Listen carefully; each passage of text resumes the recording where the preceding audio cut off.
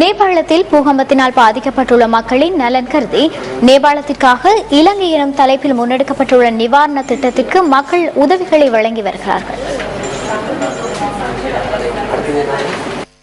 ஆயிரக்கணக்கான மக்கள் உயிரிழந்து ஆயிரக்கணக்கான மக்கள் நிர்கதி நிலைக்குள்ளாவதற்கு காரணமான பாரிய பூகம்பத்தினால் பாதிக்கப்பட்டுள்ள மக்களுக்கு நட்புக்கரம் நீட்ட நியூஸ் ஃபர்ஸ்ட், சக்தி மற்றும் சிரச முன் வந்துள்ளன.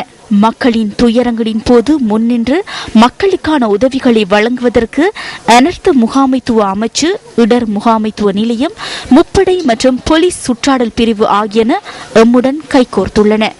தொடர்பாடல் ரீதியிலான உதவிகளை வழங்குவதற்கு எம்முடன் வெளிப்புகார அமைச்சு இணைந்துள்ளது.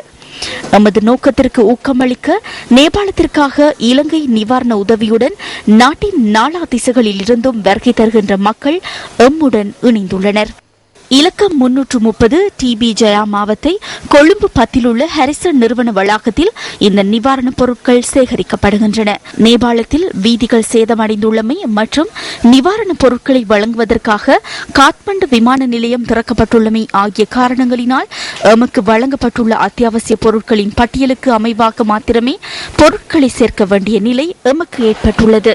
இதன்படி சிறு தண்ணீர் போத்தல்கள், சிறுவர்களுக்கு தேவையான பொருட்கள், பெண்களுக்கான சுகாதார துவாய்கள், போர்வைகள், புதிய ஆடைகள், பால்மா, டின்மீன்கள், கருவாடு உள்ளிட்ட உலர் உணவுப் பொருட்கள், முதலுதவி பொருட்கள் மற்றும் தற்காலிக கூடாரங்கள் என்பவற்றை கையளிக்க முடியும். நேபாளத்திற்காக இலங்கை எனும் துணைப்பொருளில் நியூஸ் ஃபர்ஸ்ட், எம்டிவி, எம்பிசி ஊடக வலையமைப்பு முன்னெடுத்துள்ள நிவாரண திட்டத்திற்கு அதிகளவிலான மக்கள் உதவிகளை வழங்கி வருகின்றார்கள். இது தொடர்பான தகவல்களை வழங்குகின்றார் அங்கிருக்கும் எமது அலுவலக செய்தியாளர் ஷிப்லி அகமது.